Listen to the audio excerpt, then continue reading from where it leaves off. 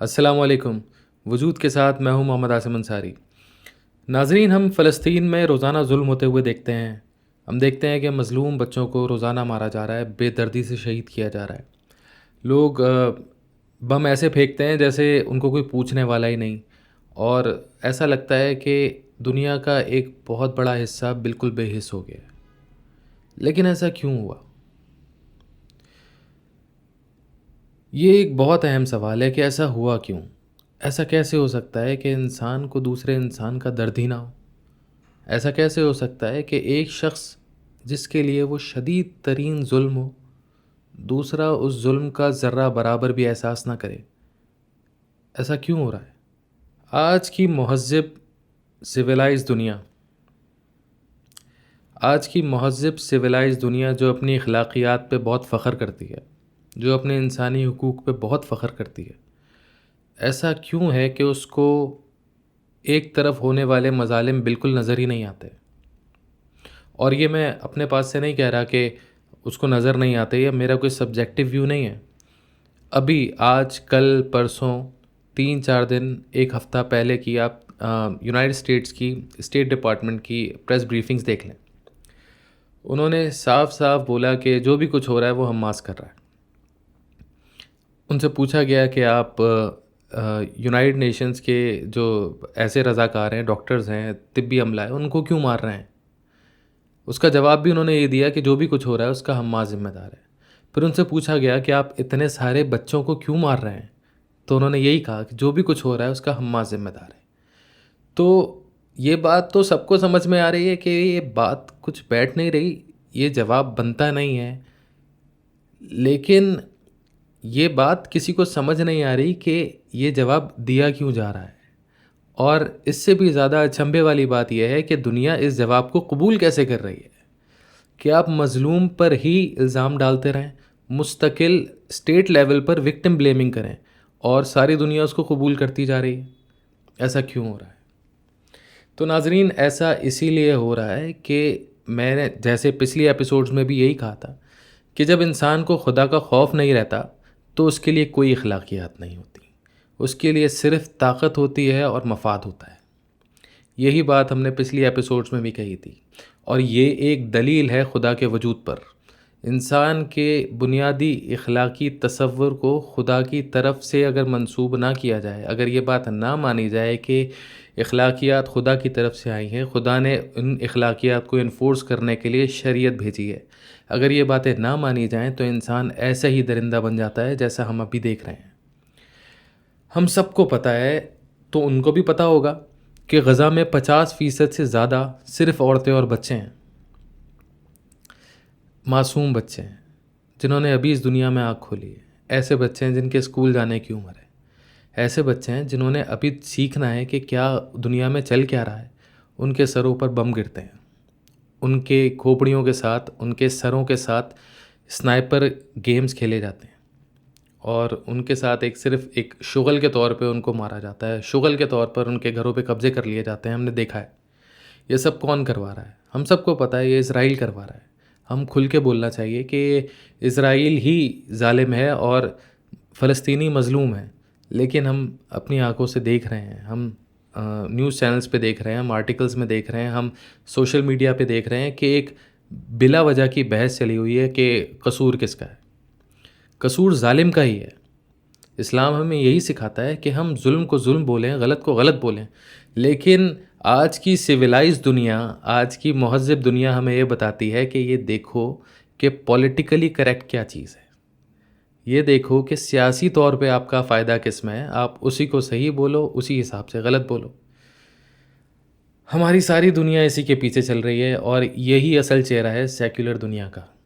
یہ ایک ایسی گاڈ لیس سوسائٹی ہے جہاں پہ خدا کا خوف نہیں ہے، اور آہستہ آہستہ اس کا شکنجہ مزید مضبوط ہوتا جا رہا ہے۔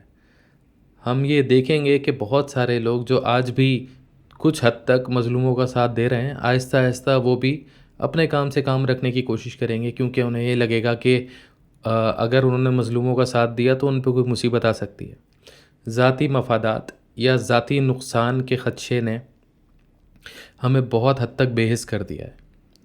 ہمیں یاد نہیں رہتا کہ خدا ہمیں دیکھ رہا ہے، خدا نے ہم پہ کچھ ذمہ داریاں ڈالی ہیں۔ تو حاصل کلام یہ کہ آج جو دنیا میں ہو رہا ہے، اگر ہم نیوٹرلی دیکھیں تو اس سے ہمیں پتہ چلتا ہے کہ ہمیں اسلام کی کس قدر ضرورت ہے دنیا میں انصاف قائم کرنے کے لیے، ہمیں خدا کے تصور کی کس قدر ضرورت ہے دنیا میں انصاف قائم رکھنے کے لیے، مظلوموں کو ظلم سے بچانے کے لیے۔ اور نہ صرف آج کی دنیا میں، آپ 100 سال پہلے چلے جائیں تب بھی یہی ہوا۔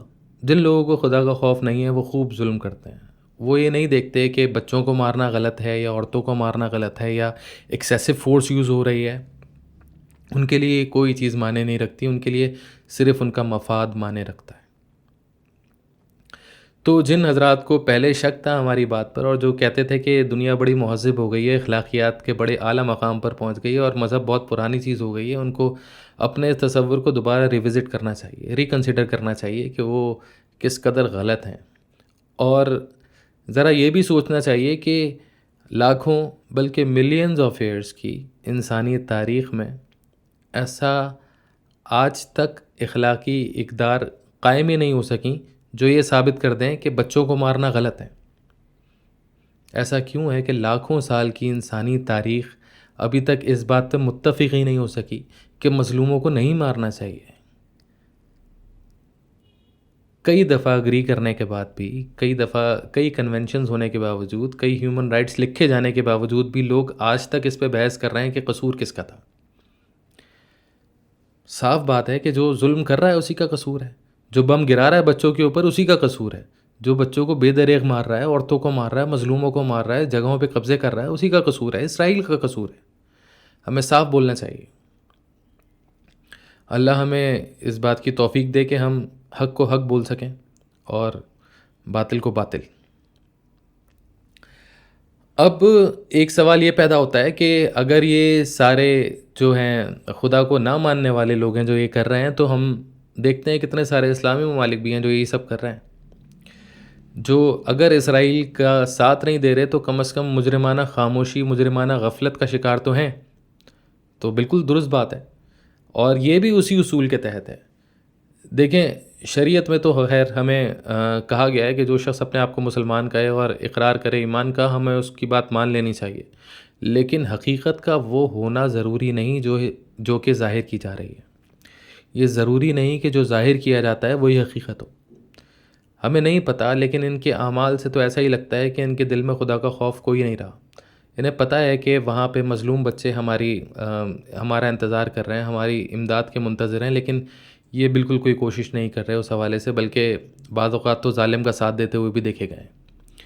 تو خیر ان سے قیامت کے روز تو اللہ پوچھے گا، لیکن ہمارا بھی کچھ فرض بنتا ہے کہ اپنے حکمرانوں پہ تھوڑا سا پریشر ڈالیں، کوشش کریں کہ ان میں سے کسی کو ہدایت نصیب ہو، اور کم از کم کوشش تو کریں۔ اگر فلسطینیوں کو فتح نہیں دلوا سکتے تو کم از کم ان پر ظلم کو تو بند کروا سکتے ہیں، کوشش تو کریں۔ اللہ کرے گا اگر ہم کوشش کریں گے تو اس کا کوئی حل نکلے گا۔ لیکن ایک بات تو بہت صاف ہے کہ ہمارے جو حکمران ہیں عالم اسلام کے، وہ بڑی حد تک بے غیرت ہو گئے ہیں، اور ہم جو عوام ہیں ہم بہت حد تک بزدل ہو گئے ہیں۔ تو نہ ہم کچھ کرتے ہیں نہ وہ کچھ کرتے ہیں، اور اس کی جو سزا ہے اس وقت تو فلسطینی بھگت رہے ہیں، اور اس کے بعد آہستہ آہستہ کر کے ہم سب کی باری آنی ہے۔ جس قدر جلدی ہو سکے ہمیں چاہیے کہ ہم تیاری پکڑیں اور اپنے حالات کو بہتر کرنے کی کوشش کریں، مضبوط بنیں، طاقت جمع کریں، تاکہ ہم کسی ایک پوائنٹ پر ظالم کی آنکھوں میں آنکھیں ڈال کے بات کر سکیں۔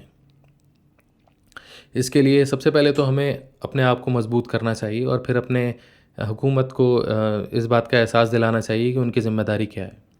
اگر ہم مضبوط ہوں گے تو ہمارا انفلوئنس بھی مضبوط ہوگا، اگر ہماری اسٹیٹ مضبوط ہوگی تو اس کا انفلوئنس بھی مضبوط ہوگا، اور بس ہمیں کوشش کرنی ہے، سٹارٹ کریں اس کو، انشاءاللہ اللہ ہمارا ساتھ دے گا اور ہم آگے بڑھ پائیں گے۔ لیکن فارغ بیٹھنا یا چھوٹے موٹے بائیکاٹس کر لینا، بائیکاٹ کرنا بہت اچھی بات ہے، کریں، اس سے بھی چوٹ لگتی ہے، لیکن یہ کافی نہیں ہے۔